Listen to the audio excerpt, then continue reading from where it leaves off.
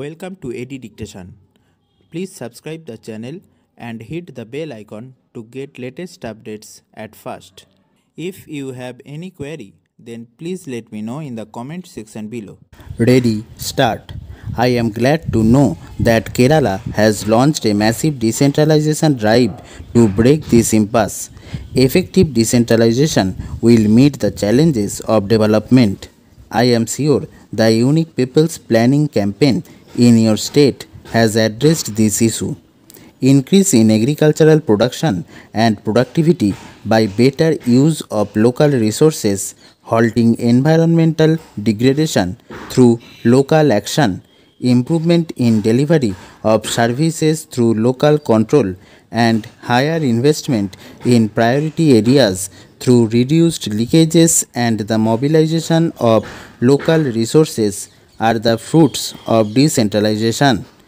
Decentralization transfers power to the people. It enlarges democracy by increasing the participation of the people.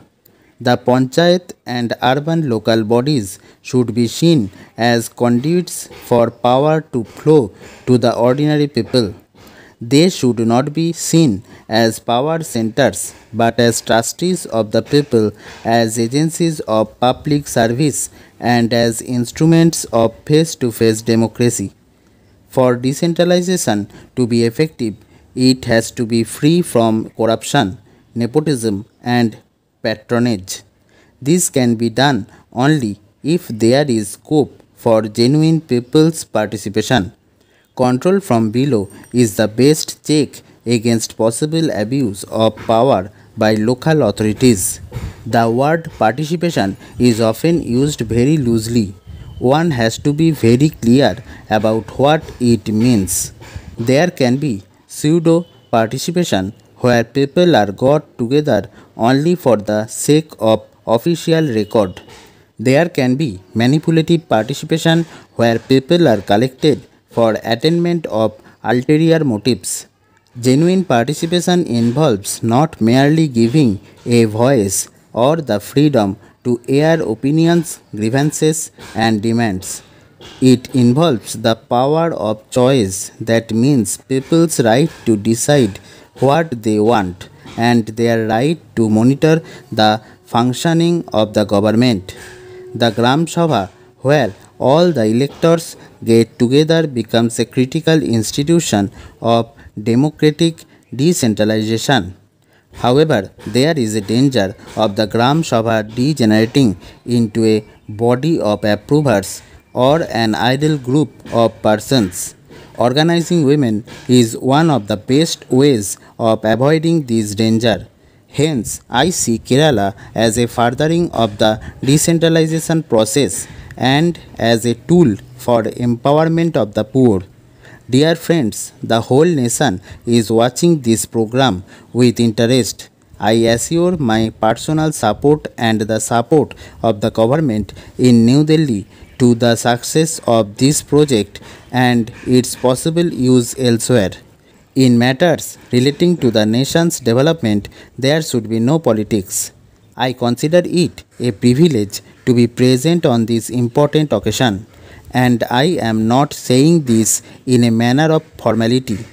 As Prime Minister of the country, I am invited to attend many functions and inaugurate many programs.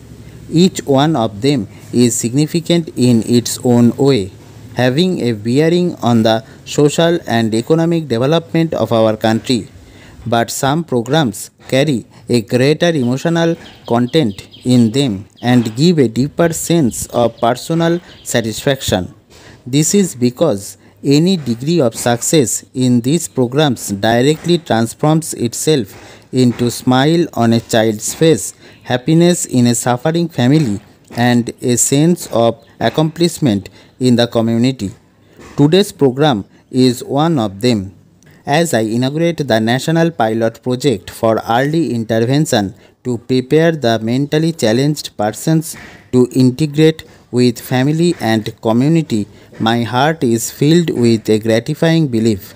It is the belief that here is a good deed where the government can indeed show that it has the ability to make a difference in the lives of the most neglected and marginalized section of our society. Independent India has seen many distortions in the development process, resulting in different kinds of inequalities in our society. These inequalities have pushed the poor and several other sections of our population to the margins of our national life. But when we look at the mentally challenged persons in our midst, and I am using the term mentally challenged deliberately as a more suitable substitute to the description mentally retarded, we find that they live on the margins of every section of society, including those that are themselves marginalized. Barring happy exception, mentally challenged persons live a life of exclusion as much in a rich community as in a poor community. With exclusion comes apathy and indifference and even callousness. This deepens the distress of those suffering from developmental disabilities. Here, I would like to draw attention to an important difference between the treatment a mentally challenged person receives within their family and the community. Family is still a strong institution in India, even though it is coming under many negative pressures, especially in cities and towns. Values such as love and care are still fairly deep rooted in the family structure. Hence, mentally challenged persons receive affection and assistance in many families. But the same cannot be said about the community. The rapid erosion of a sense of caring and empathy in our community life is the most painful feature of present day social life in India. This lack of caring and sensitivity manifests itself most starkly in the treatment given to disabled. Stop.